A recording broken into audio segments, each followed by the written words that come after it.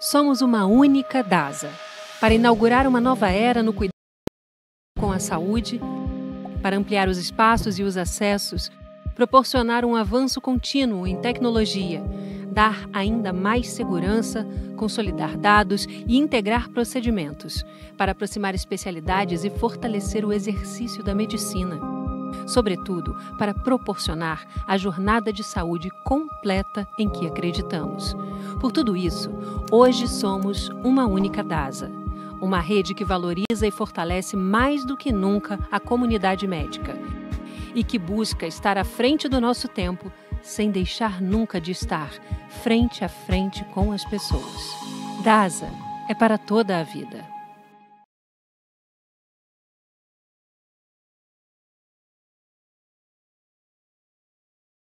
Todos. Meu nome é Joselito Sobreira, médico geneticista da equipe do DASA Gen 1. Bem-vindo a todos ao curso de Genética para Geneticistas. E hoje teremos uma aula de introdução aos estudos genéticos, aos exames genéticos. Quem vai ter a honra de apresentar essa aula para a gente é a doutora Michele Migravaca, gerente médica da DASA Gen 1, médica geneticista pela Escola Paulista, doutorado em genética médica na área de exames moleculares também. Queria convidar a doutora Michele para dar essa grande aula para a gente, por favor. Olá, boa noite a todos. Muito obrigada, doutor Joselito, pela apresentação. Gostaria de dar aqui as boas-vindas a todos ao nosso segundo ano do nosso curso de Genética para Não Geneticistas. E podemos iniciar, então, a nossa apresentação. Pode passar, por gentileza. Hoje, então, nós vamos conversar, né, sobre uma introdução aos exames genéticos. Pode, por gentileza. A nossa agenda, tá? O que nós vamos abordar? A definição de um teste genético. A gente vai caminhar sobre os principais métodos que são utilizados para os testes genéticos e as orientações pré-teste. Pode passar, por favor. Então, enfim, né, o que é um teste genético? Pode passar. Aqui, o primeiro slide eu quis trazer para você, para a gente poder tirar aquela questão de que para fazer um diagnóstico genético, eu preciso solicitar um teste genético. Então, desvincular, né, essa imagem. Então, aqui eu trouxe dois exemplos, né, de baixa complexidade, onde eu já posso fazer um diagnóstico genético. Aqui no exemplo, né, que a gente tem à esquerda, tenho um exame físico, a visualização da presença de neurofibromas, né, que me faz pensar no diagnóstico de uma neurofibromatose.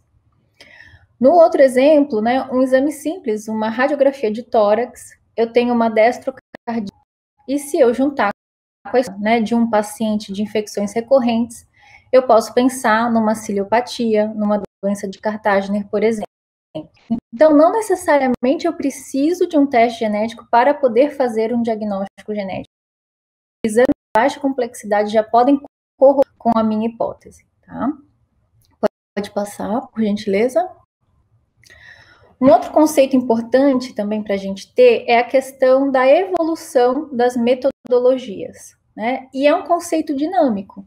Se a gente for olhar para essa linha do tempo, 30 anos atrás, a gente não tinha disponível muitas que hoje nós podemos utilizar dentro do diagnóstico, né? Então, na década de 60, a gente teve a visualização do núcleo celular, então se iniciou a possibilidade de fazer os cariótipos. Na década de 70, né, a gente teve, então, com o Dr. Frederick Sanger, a descoberta do sequenciamento de Sanger, a introdução dos arrays genômicos e, nos anos 2000, 2010, o sequenciamento de nova geração. Tá? Então, esse é um conceito que ele está mudando constantemente.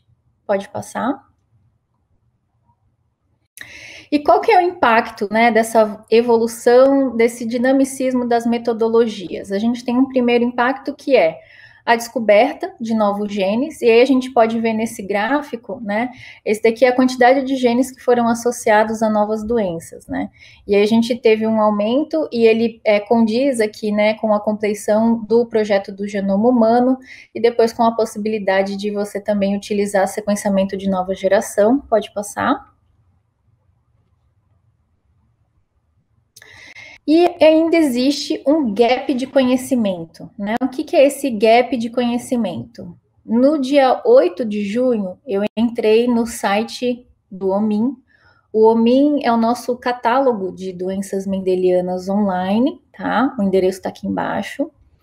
E ele faz os updates, né, de algumas estatísticas relacionadas às doenças. Então, para vocês terem uma ideia, lá no 8 de junho, a gente tinha 6.000 doenças com a base molecular conhecida, tá? Se a gente for parar para pensar que existem 20.000 genes, a gente entende, então, que 6.000 fazem. O restante a gente ainda deve de conhecimento. E de doenças genéticas descritas, mas que eu não sei a base molecular, eu ainda tenho aproximadamente 1.527 doenças e fenótipos. É importante a gente saber e ter conhecimento desses números. E se vocês forem entrar e eles já tiverem um novo update, esse número ele já mudou, tá? Pode passar, por favor.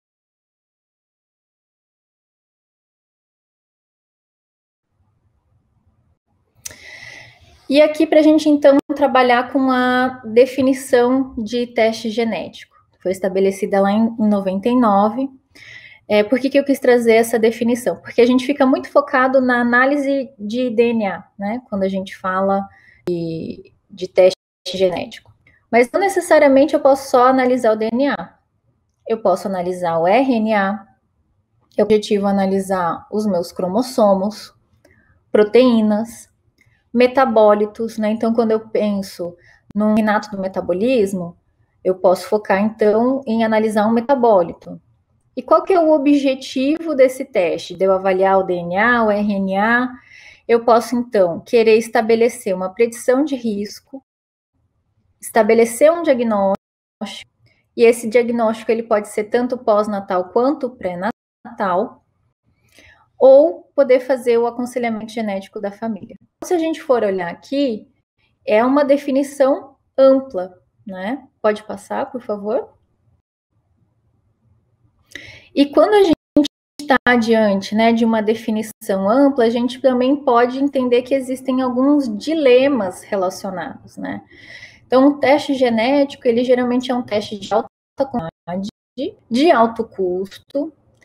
Soma-se a isso uma escassez de conhecimento, né? Muito também porque as metodologias novas, e a possibilidade de ter achados secundários. E aí tem dois dilemas que eu sempre gosto de apresentar. O primeiro é o dilema da panaceia. O que é a panaceia, né? Historicamente, aquele remédio que curaria tudo, né? E eu sinto que, principalmente para alguns exames, né, nessa de exoma, ainda existe essa percepção de que seria uma panaceia. Vou pedir um exoma que vai resolver, né, o meu problema, a minha questão. E aqui a gente vai ver ao longo, né, dessa aula que não é bem assim. E que, dependendo da minha indicação, na verdade, eu posso estar utilizando um teste genético como uma caixa de Pandora. O que é aquela caixa de Pandora, né? Que eu vou e posso me deparar com uma situação na qual eu não estava esperando, que é o caso de um achado secundário, que eu vou explicar para vocês o que é. Pode passar, por favor? Quais são as fases do processo de solicitação de um teste genético? Então, eu tenho o pré-teste, e eu vou aqui reforçar com vocês, né, essa parte aqui do processo, o processo em si e o pós-teste. Pode passar?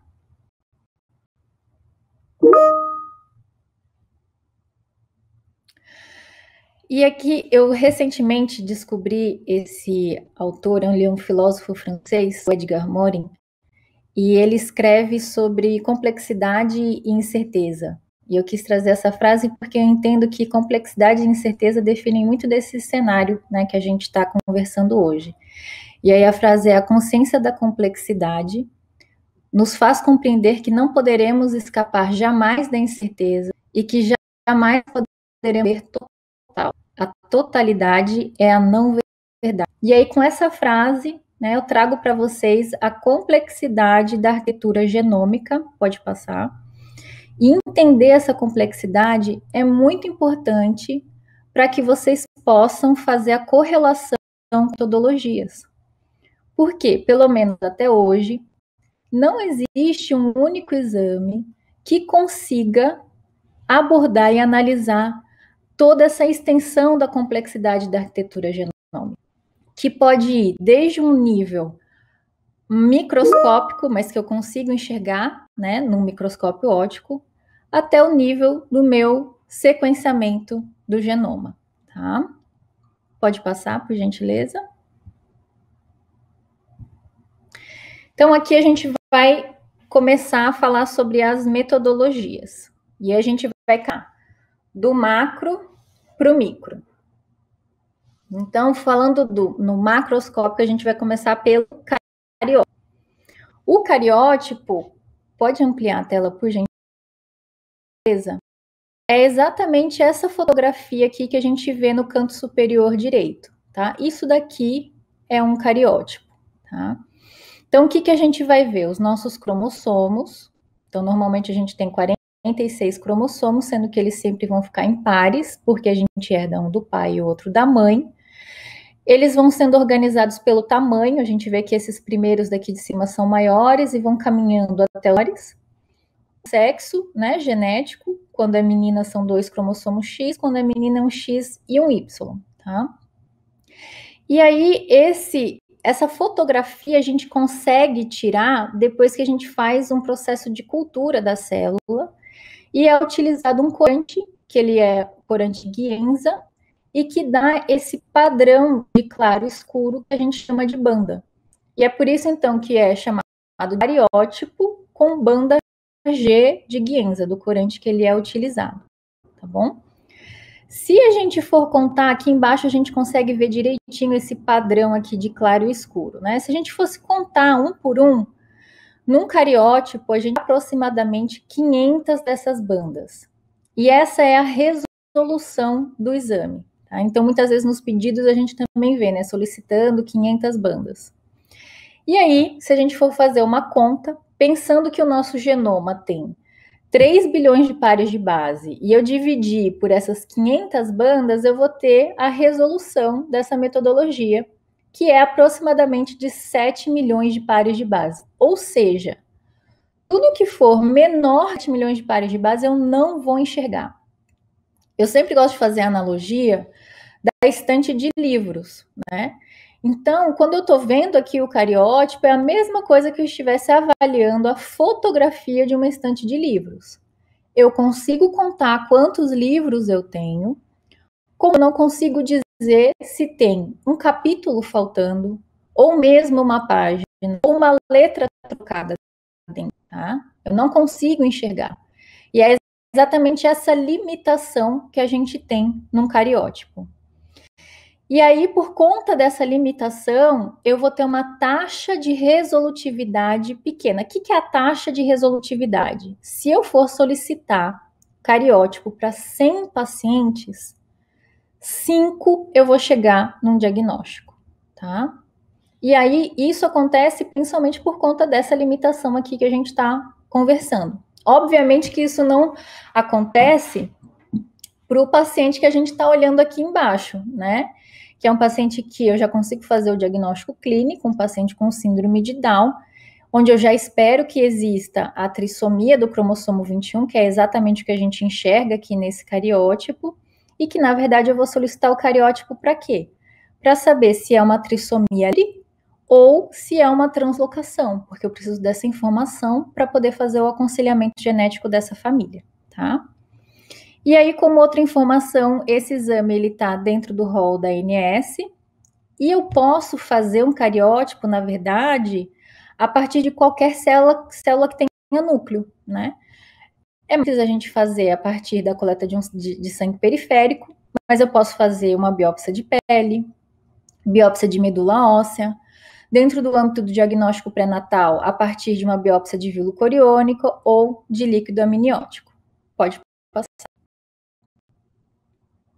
Então, caminhando nas nossas metodologias, a gente entendeu que havia uma necessidade de conseguir enxergar alterações menores do que aqueles 7 milhões de pares de base. E aí, então, foi desenvolvido uma outra metodologia, ainda dentro da citogenética, que é chamado de FISH.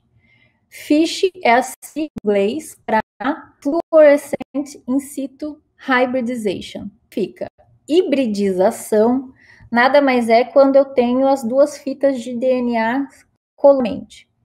E aí, quando eu tenho essa hibridização, quando essas duas fitas de DNA se colam, essa sonda ela acende uma luz, que é exatamente o que a gente enxerga aqui embaixo, tá? E aí eu consigo dizer, se hibridizou, aquela região está presente, a luz acende. Se não hibridizou, aquela região está ausente, está deletada, eu não vou conseguir enxergar a luzinha. E se a gente for olhar aqui nessa imagem aqui da direita, sei que está bem pequenininho, mas a gente tem os marcadores aqui verde e vermelho, só que nesse outro croma aqui eu só tenho o sinal verde, eu não tenho o sinal vermelho. Então ele está deletado. E olhando o meu paciente em cima, as características faciais, eu já sei que essa deleção realmente está, né, é uma deleção intersticial no cromossomo 22q, 1.2, que caracteriza a síndrome de George. Então, diferentemente do cariótipo, que faz uma avaliação completa do nosso genoma, o FISH, eu tenho que dizer qual é a região que eu quero que analise. Então, eu tenho que ter uma hipótese diagnóstica a priori, tá? Ele também tem cobertura dentro do rol da ANS e eu posso fazer basicamente umas amostras que eu faria um cariótipo. Pode passar. E aí, teve uma evolução, né? Então, se eu posso, né, pintar uma região específica lá do meu cromossomo, por que eu não posso pintar todos os cromossomos, né? E aí diferenciar eles por essa cor? Sim, e isso é o Skyfish, né? Onde a gente tem, então, todos os cromossomos, então, aqui pintados e representados. Essa evolução foi culminar, então, no array genômico. Passando para o próximo slide, a gente vê. Pode passar, por gentileza. Então, que eu migrei, né, daquela minha resolução do livro na estante, eu tirei o meu livro da estante e eu consigo folhear os meus capítulos.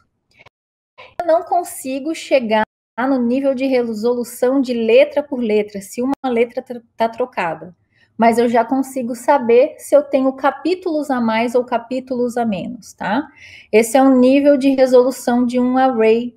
Vai depender muito da quantidade do tipo de sondas que aquele array genômico utiliza, né? Tem diversos tipos no mercado, e aí é sempre importante você se atentar. Alguns exemplos. A gente tem de mínimo de resolução é o CGH de 180K. 180K quer dizer que são 180 mil sondas distribuídas ao longo do genoma. Se eu fizer de novo, né, dos 3 bilhões de pares de base dividido por 180 mil, eu vou ter aproximadamente qual que vai ser a resolução do meu array genômico. E aí existem duas formas de se fazer o array genômico. O CGH e o SNP array. Então, o que é o CGH? O CGH é a sigla para hibridização genômica comparativa. Então, o nome já vai dizer que eu vou precisar fazer uma comparação. Eu vou ter, então, o meu DNA controle, que está aqui, né, com uma sonda fluorescente verde, e o meu DNA do paciente, que está com uma sonda vermelha, e aí eu vou hibridizar, juntar esses dois DNAs, certo? E aí, quem está com filho em EAD na escola, filho, né, aprendendo sobre cores primárias, se eu junto verde com vermelho em quantidades iguais, eu vou ter a cor amarela. Bom, então eu sei que ali naquela região não existe nem perda nem ganho. Agora, se eu tiver uma sobreposição, uma maior sobreposição de uma cor aqui do vermelho, eu sei que eu tenho mais DNA do meu paciente. Então, muito provavelmente, essa região aqui está duplicada. Ou o contrário, né? Se eu tenho uma preponderância da cor de, eu tenho mais DNA controle, está faltando DNA do meu paciente. Então, muito provavelmente, aquela região deletada. E aí, então, o equipamento, a plataforma, ela tira uma fotografia e transforma isso num gráfico, que é o que a gente vê aqui embaixo, e isso é que vai ser analisado, tá? Já o SNP Array, ele não vai usar essa comparação. Então, eu só vou utilizar o DNA do meu paciente e eu já vou hibridizar isso na placa de análise, onde eu vou ter já os SNPs marcados. O que é um SNP? A doutora Tereza fez a apresentação na aula passada, mas a gente retoma o conceito de forma rápida. Então, a gente sabe que mais ou menos a cada 100 pares de base, existe uma letra que entre eu e você é diferente, e isso não quer dizer que seja uma variante patogênica, é simplesmente a variabilidade que existe entre os indivíduos e que traz a característica de cada um. Eu já sei quais são os polimorfismos, então eu já coloquei nessa placa, e aí eu consigo dizer se naquela região ligou ou não ligou o polimorfismo. Se ligou, acende a luz, eu sei que está presente. Se não ligou, eu vou saber que está deletado. Então, é basicamente isso que é a avaliação do SNP. Qual que é a diferença de um CGH para um SNP? No SNP, eu consigo identificar essa questão aqui, que é a perda da heterozigosidade, tá? O que é a perda da heterozigosidade? Lembra que eu mostrei lá para vocês que o cariótipo sempre tem o do pai e da mãe? Então, a gente sempre vai ter duas cópias. E eles não vão ser iguais, né? Eles vão ser diferentes. Quando eu tenho essas regiões iguais, eu tenho essa perda da heterozigosidade. E quando é que eu vejo isso? Quando eu tenho, por exemplo, uma consanguinidade, né? Então, os pais são parentes, e aí faz sentido eu pensar, né, que essas regiões são parecidas. Ou numa questão que chama dissomia uniparental, onde eu herdo as duas cópias da mesma região, do mesmo cariótipo, do mesmo genitor, ou do meu pai ou da minha mãe. E existem algumas doenças genéticas que a causa é especificamente por conta de dissomia uniparental. Então, se a sua hipótese diagnóstica possa envolver dissomia uniparental, é importante que você especifique, né, que você quer um SNP array, tá? Esse é um exame que ele está dentro do rol da ANS desde 2016. As amostras também são basicamente as mesmas que a gente consegue fazer do cariótipo. Aqui eu esqueci de colocar, mas qual que é a taxa de resolutividade? Lembra que a gente saiu de 5% do cariótipo. Aqui eu consigo, então, ter uma taxa de resolutividade de 20%. Então, para cada 100 pacientes que eu solicito um array genômico, em 20 eu vou conseguir chegar num diagnóstico, tá? E esse eu tenho muito por conta do aumento da minha resolução, tá? Caminhando nossas metodologias, então, para o próximo slide, por favor.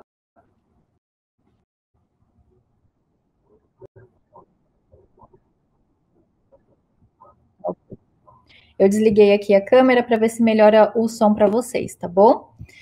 Então, continuando aqui na evolução da nossa metodologia, né? Saindo, então, do nível de resolução do capítulo do livro, eu quero agora chegar na resolução da letra por letra, da página do meu livro. Aí, então, eu vou ter que utilizar o sequenciamento de DNA. E existem duas abordagens, o sequenciamento de Sanger e o sequenciamento de nova geração. Pode passar. O sequenciamento Sanger, ele é assim chamado por conta do Frederick Sanger, que está no lado direito, né, que na década de 70, então, teve a sacada de retirar o grupo OH de um nucleotídeo, e isso acaba bloqueando a entrada do próximo nucleotídeo, e eu consigo, então, fazer a identificação de qual que foi a base incorporada. Essa identificação, antigamente, ela era feita em gel de atividade, aqui é ele olhando esse perfil, e atualmente a gente tem equipamentos que fazem uma eletroforese capilar, e aí esse eletroforograma enxerga aqui embaixo, tá? Ainda é considerado o padrão ouro dentro do sequenciamento e ainda é utilizado dentro dos laboratórios diagnósticos. Pode passar. A evolução do sequenciamento de Sanger foi o NGS, Então, o NGS é a sigla em inglês para Next Generation Sequencing, que ficou assim conhecido porque a primeira geração era o sequenciamento de Sanger, tá? Só para vocês terem uma ideia de ganho em velocidade e capacidade de sequenciamento. O primeiro genoma comparado pelo Dr. Frederick Sanger foi um genoma viral, que tem aproximadamente 11 genes do PHY-X. E ele demorou 1 ano para fazer o sequenciamento completo desse vírus. Hoje, a gente utiliza esse genoma viral com controle interno. Então, toda corrida de sequenciamento de nova geração utiliza, né, esse genoma viral e ele é sequenciado em menos de 1 minuto. Então, para vocês terem, né, a ideia do ganho de velocidade que a gente teve, um genoma que demorou 1 ano para ser sequenciado por Sanger, hoje a gente consegue sequenciar em alguns minutos. E aqui, só de forma básica, porque depois o Dr. Joselito vai explicar melhor para vocês, né, como é que funciona o sequenciamento de nova geração, mas a gente parte do princípio de eu ter o meu DNA nuclear, ele tem que ser fragmentado em pedaços pequenos, né? E aí, essa fragmentação, ela é completamente randômica, aleatória. Esses fragmentos, eles precisam ser preparados, e é esse processo que a gente chama de biblioteca, tá? Library Prep. E aí, depende do kit que é utilizado, pode demorar de 2 a 3 dias. Depois ocorre o sequenciamento em massa, né, dentro da plataforma. E depois tem o grande pulo do gato aqui do NGS, que é toda uma questão de pipeline de bioinformática que, na verdade, permitiu a utilização dessa tecnologia. Então, imagine que eu tenho fragmentos muito pequenos, em torno aí de 200 pares de base, e que eu preciso alinhar esse fragmento pequeno num genoma de referência que tem 3 bilhões de pares de base. Então, existe um algoritmo e uma conta matemática que vai aproximando o máximo possível. Bom, será que essa região aqui é a que bate para esse fragmento? E ele vai fazendo esse alinhamento, né, ao genoma de referência. E tudo que não bate com o meu genoma de referência eu chamo de variante, né, que é aquilo que vai variar da minha referência. E depois eu vou aplicar uma classificação, né, para saber se essa variante ela é patogênica ou benigna. Muito importante aqui essa questão de conceito de nomenclatura, né, que a gente ainda utiliza e fala de mutação, mas cada vez a gente tem utilizado menos e optado por falar, então, variante, né, que é o que vai variar no meu genoma de referência. E aí depois eu vou passar por um processo de classificação dessa variante para dizer se ela é patogênica, causadora de doença ou não, tá? Pode passar o slide, por favor.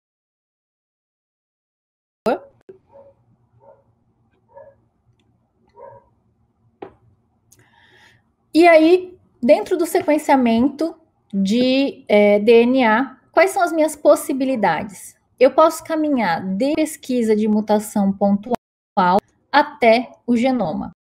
Vou trazer alguns exemplos para vocês.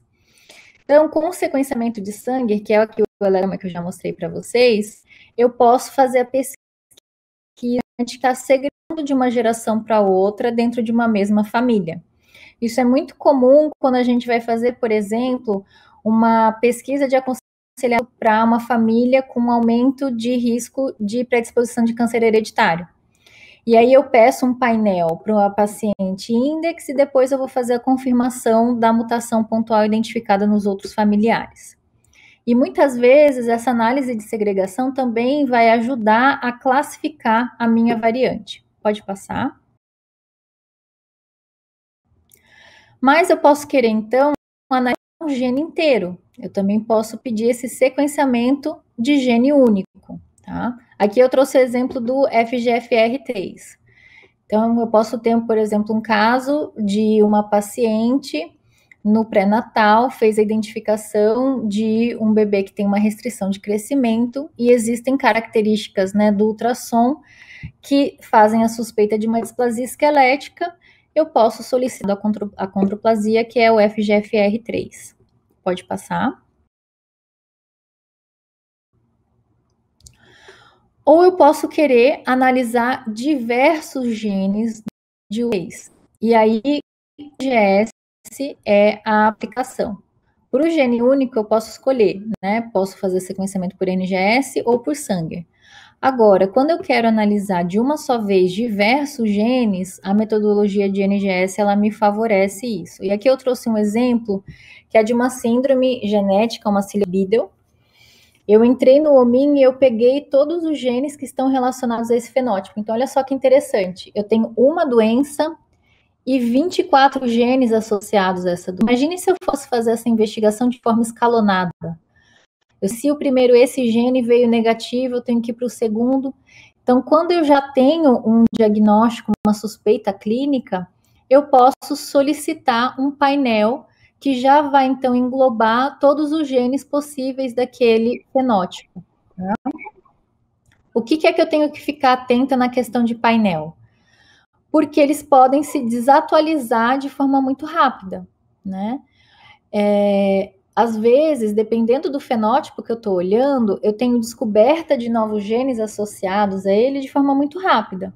Um fenótipo que isso acontece com frequência é a epilepsia. Então, epilepsia, de acordo com os novos conhecimentos, você pode ter novos genes associados a esse fenótipo. Se eu fico preso num painel, eu posso, então, perder a chance de fazer o diagnóstico se o meu paciente estiver associado a uma descoberta de um novo gene. Pode passar, por favor? E aí, a gente chegou no exoma, tá? Então, primeiro, a definição do que é o exoma. A palavra exoma vem, então, dos exons. Os exons são as regiões codificadoras que eu tenho lá dentro do meu DNA, tá? Então, a gente tem lá intercalado no nosso filamento de DNA regiões codificadoras chamadas de exon e regiões não codificadoras que são os introns. O que de fato vai contribuir para a formação da proteína são os exons, tá? E é por isso então que a gente chama de exoma. E olha só que dado interessante. O exoma, ele vai analisar essa região que perfaz aproximadamente 1,5% do meu DNA total. E aí a pergunta que você pode fazer, mas Michele, é uma estratégia relevante, né? Se eu estou olhando só para 1,5% do meu DNA total? Sim, é uma estratégia relevante, porque a gente sabe que mais de 85% das mutações patogênicas, elas estão presentes dentro dessas regiões codificadoras. Então, ainda é uma abordagem significativa. Ele foi incorporado recentemente dentro do rol da ANS, a gente vai discutir isso, tá? E uma informação importante é a questão da taxa de resolutividade. Então, lembra que a gente estava caminhando do cariótipo 5%, um array genômico com 20%, e aqui o exoma, isso pode variar de um laboratório para outro, mas, em média, ele apresenta uma taxa de resolutividade de 50%. Pode passar, por favor? E por que eu tenho essa taxa de resolutividade de 50%? Existem questões de bias de captura, né? O que é esse bias de captura? Lembra que a gente está olhando para 1,5% do meu genoma total. Quando eu vou fazer esse preparo, eu tenho que passar como se fosse uma peneira para separar essas regiões. E nessa passagem dessa peneira, eu posso perder regiões onde a minha variante causal... Eu posso ter a minha variante causal na região não codificadora, numa região intrônica, e aí eu também não vou estar avaliando. Existem doenças que acontecem por conta de expansão de trinucleotídeo. Essa é uma alteração que o sequenciamento de NGS pelo exoma não consegue identificar. Então, por exemplo, né, para os neurologistas investigando um paciente com um quadro de ataxia, existem diversos tipos de ataxias que são causados por expansão de trinucleotídeo. Se eu peço já como primeira linha o exoma, eu estou perdendo a possibilidade de fazer esse diagnóstico. Mosaico, que é quando eu tenho algumas linhagens celulares alteradas e outras não. Dependendo dessa porcentagem, se for um mosaico muito baixo, eu também não vou conseguir identificar pelo exoma. Imprinting, que é uma alteração que acontece, né, em cima da minha sequência de DNA, se eu tenho citosinas metiladas ou não. É uma outra alteração que, pelo sequenciamento de NGS, eu também não vou conseguir identificar. Então, por que eu estou trazendo tudo isso para vocês? Porque é importante ter essas limitações em mente quando for fazer a solicitação do teste, porque se eu estiver olhando para uma hipótese diagnóstica, onde uma das causas envolver uma dessas alterações, talvez o exoma não seja o melhor exame para ser solicitado. Pode passar. E existe a questão da análise do exoma, né? Muito importante, né, vocês saberem que a gente faz, é uma abordagem que eu chamo agulha no palheiro, né? Por quê? A gente parte, né, de um número de variantes aproximado de 18 mil variantes. Lembra que eu falei, né, então, dos passos? Eu vou fazer o alinhamento no meu genoma de referência, e aí eu vou ver o que é que não bate, né, com a referência. Eu parto mais ou menos aqui de 18 mil variantes. Então, eu tenho que aplicar diversas estratégias para ir diminuindo esse número e chegando num número que seja possível de eu fazer uma análise e uma interpretação. Eu vou aplicar alguns filtros, e aí são filtros, por exemplo, populacionais. Bom, eu estou pensando numa doença rara. Então, as variantes que forem mais frequentes na população, eu já vou descartar. Posso aplicar outros tipos de estratégia também, e existe então que essa análise, ela tem um pipeline que é de bioinformática, que é de software, mas ele também é analista dependente, né? Também depende da experiência do analista que está lidando com essa informação, tá?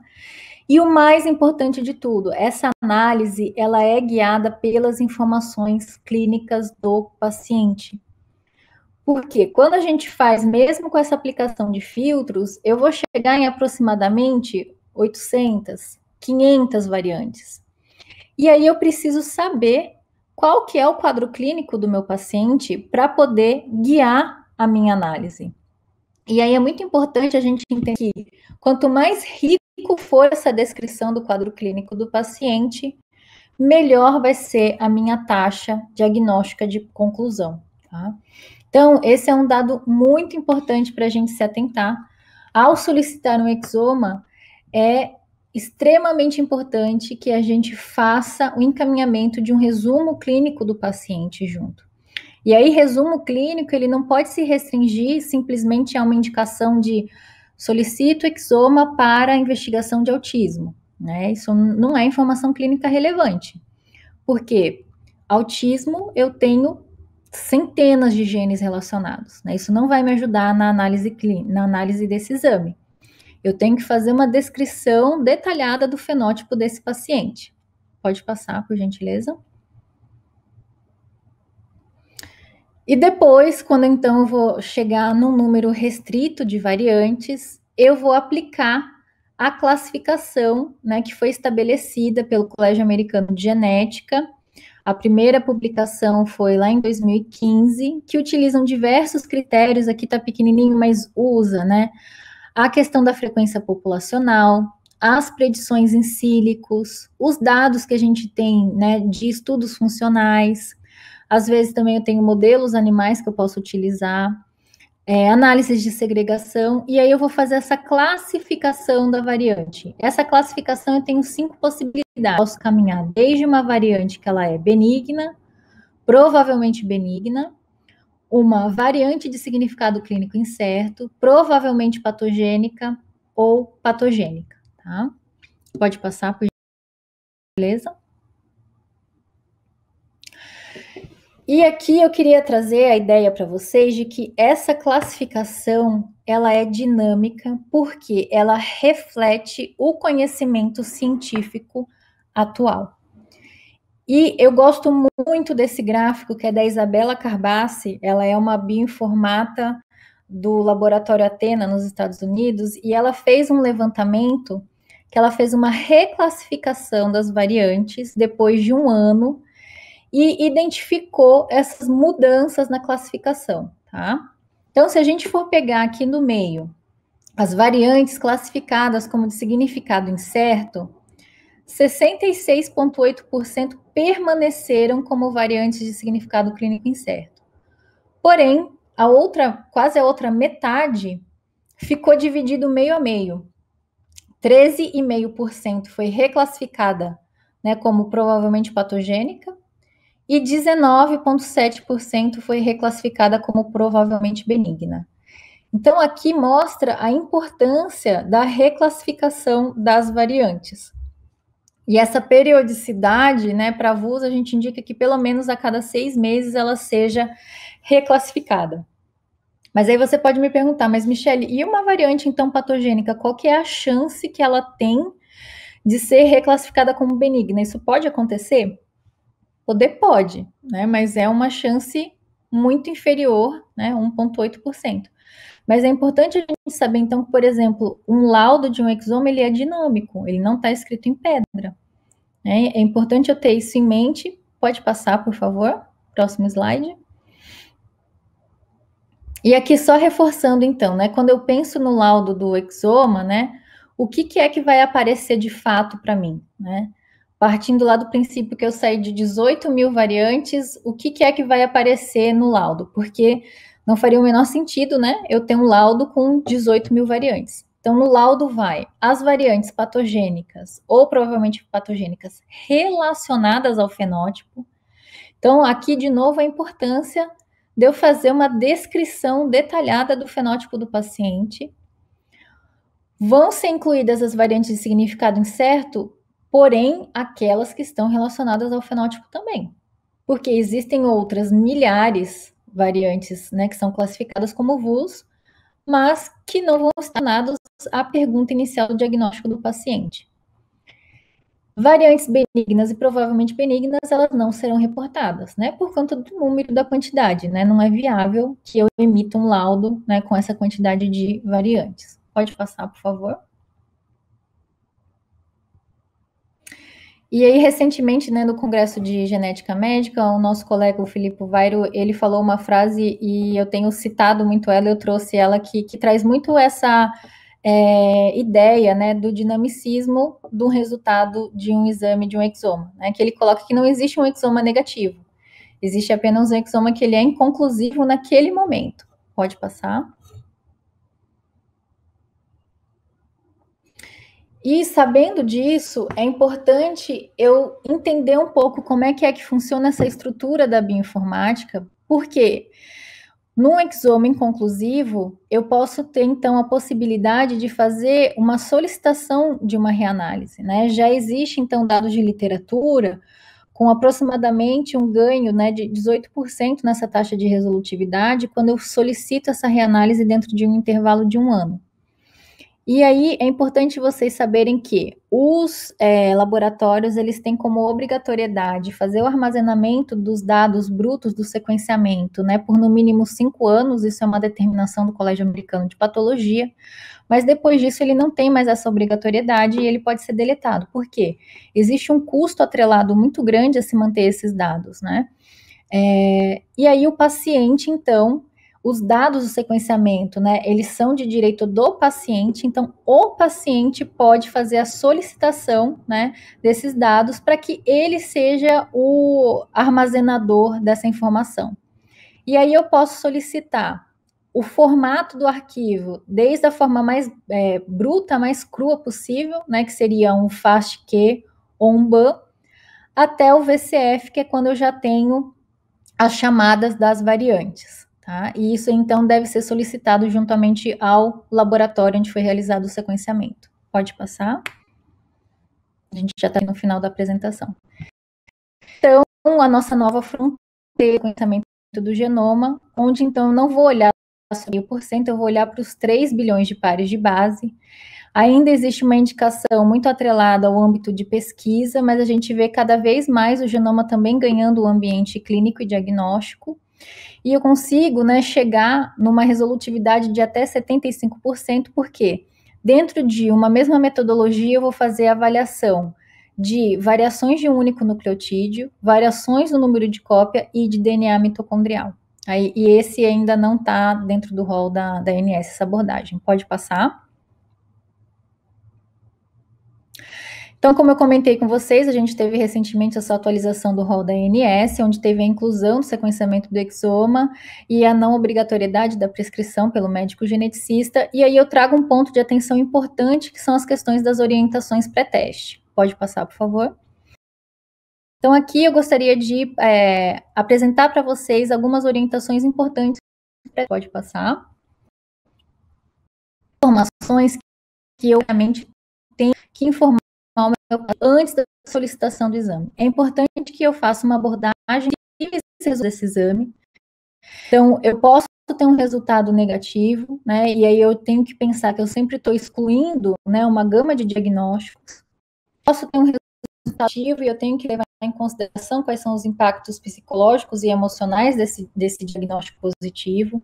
Posso ter a questão da avaliação clínico incerto, não vai me restar nenhuma definição de conduta, né? E você imagina um paciente, então, oncológico que está aguardando o resultado de um painel de NGS para poder fazer a programação cirúrgica dele, e de repente ele recebe uma variante de significado clínico incerto. É importante que ele já saiba dessa possibilidade antes. Existe a questão dos achados secundários, né? Então, o que acontece? Eu estou fazendo o exoma para avaliação do atraso do desenvolvimento de uma criança e deparo com uma variante patogênica de BRCA. Como é que eu vou fazer a abordagem, né, dessa avaliação? Eu tenho que já antes para o meu paciente que existe essa possibilidade de eu fazer a identificação, tá? E existem implicações de achados familiares também, né, como a consanguinidade e uma paternidade também que não tinha sido revelada. Pode passar, por gentileza? Aqui a questão dos achados secundários, a gente teve recentemente, agora em maio de 2021, a publicação, né, da nova lista do ACMG. Então, existe uma lista de genes, esses genes eles estão relacionados principalmente à predisposição de câncer e a fenótipos cardiológicos associados à morte súbita. E qual que é a orientação? Que o paciente ele pode optar, ele quer ser informado ou não, caso alguns desses achados sejam identificados no exame dele. Então, é muito importante essa abordagem pré-teste, informando essa possibilidade para o paciente. Pode passar. E aí, a pergunta que você vai me fazer agora no final da aula. Mas, Michele, então, qual que é o melhor teste genético, né? Pode passar, por favor. O melhor teste genético vai ser aquele que for melhor indicado para aquele paciente com aquela condição clínica.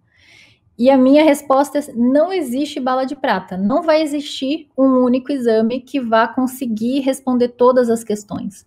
Então, eu tenho que partir de uma avaliação clínica, de um exame morfológico, da construção do heredograma, e eu tenho que ter a suspeita. É uma doença monogênica, cromossômica? Eu posso estar lidando com uma doença por defeito de imprint, por expansão de trinucleotídeo, e isso é que vai guiar o meu melhor exame, né? Não vai ter um teste que vá conseguir abordar toda aquela complexidade da arquitetura genômica que a gente que eu já mostrei para vocês. Pode passar. A gente chegou aqui no último slide e eu queria deixar aqui para vocês uma sugestão de leitura, que é esse livro aqui do Simon Sinek, que é o Comece pelo Porquê. E ele diz uma coisa que é muito, muito bacana, que é muito fácil a gente falar o que é que a gente faz ou como é que a gente faz, mas é muito difícil a gente explicar o porquê que é que a gente faz. E a gente está vivendo momentos tão desafiadores, né? E eu fiquei me questionando muito, né, isso é por que é que eu faço o que eu faço, né? Por que eu fiquei ontem até 00:30 mexendo aqui nessa aula? Por que eu estou aqui nesse momento conversando com vocês? Por que eu estou atendendo meus pacientes? E o meu propósito é encurtar a jornada diagnóstica do paciente com doença rara. Então, para mim, é uma honra imensa poder estar aqui conversando com vocês. Se eu conseguir, né, duas pessoas de vocês, né, que em algum momento se deparem com algum paciente com uma doença rara e vocês consigam encurtar a jornada desse paciente, eu já vou estar muito feliz, eu já vou ter cumprido aqui com o meu propósito. Então, só queria agradecer imensamente essa possibilidade e essa oportunidade de estar aqui conversando com vocês. Meu muito obrigada.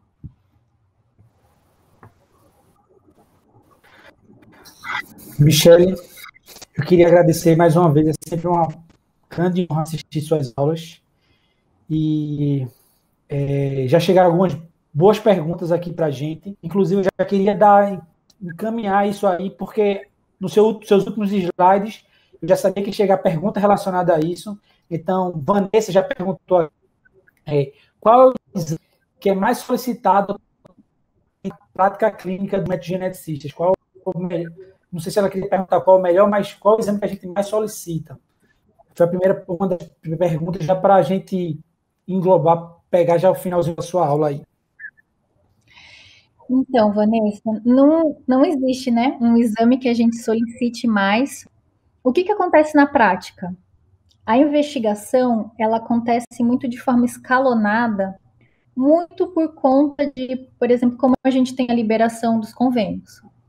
Então, por exemplo, às vezes para eu pedir um array, eu tenho que ter um cariótipo normal prévio.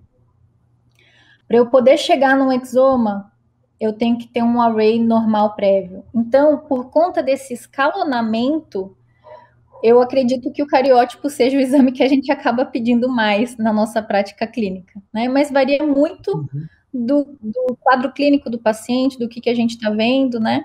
Mas eu acredito que esse seja o exame que a gente acaba pedindo mais, né, Joselito? Exatamente, acaba sendo o exame de entrada para a gente, né? Que é o exame de partida, que mesmo a gente esperando, sabendo na maioria das vezes que pode vir, esse exame vai vir normal, a gente vai depender dele para dar sequência no acompanhamento do nosso paciente.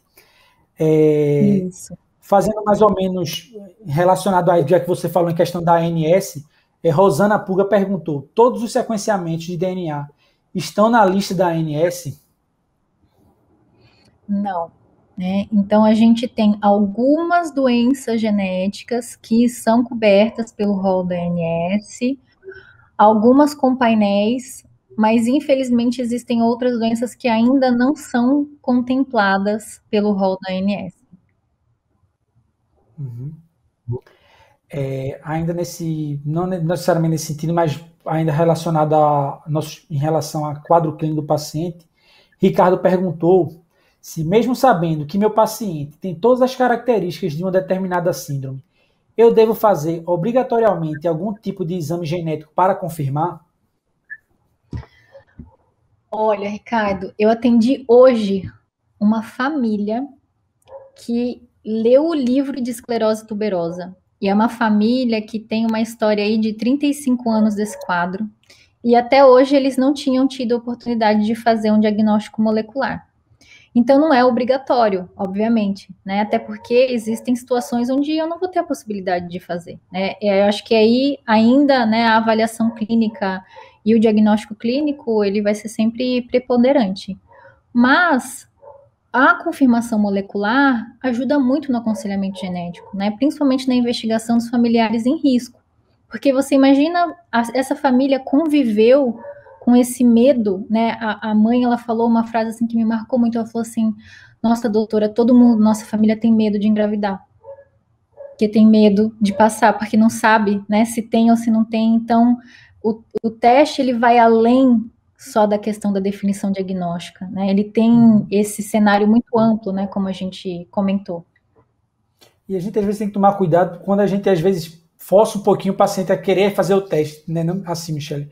Porque eu entendo que às vezes a família, como a gente trabalha no SUS também, entendeu? A família chega ali, a gente fala desses exames, esses exames, eles estão limitados a uma certa parte da população, entendeu? Não são todas as pessoas que vão ter o acesso fácil a esses exames. Então, o diagnóstico clínico é importante para isso também, entendeu?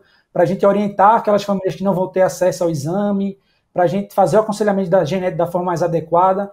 Então, como tudo na medicina, a gente parte do exame físico, do diagnóstico clínico, e aí a gente consegue orientar de uma forma mais adequada, como você falou, o pedido do exame também, entendeu? Tem uma pergunta, né, que o paciente sempre fala, mas precisa ser agora? Acho que é isso, né? Tem indicação, mas precisa ser agora? Algumas situações, sim, né? A gente tem situações que tem uma urgência maior, né? Mas em outras situações, a gente pode aguardar um melhor momento, né? Uma melhor situação econômica do paciente, emocional, né? Muitas vezes você está lidando já com alguma questão importante, né? E aquele não é o momento para se fazer o teste. Né? Então, esse é um outro ponto relevante, sim. Exatamente. Uma outra pergunta aqui que chegou de Renan de Assis, ele pergunta, é relevante ou possível a realização de análise do DNA mitocondrial? Sim. Tanto que, atualmente, quando a gente fala em exoma completo, ele já abrange a análise de DNA mondrial, tá? Por quê?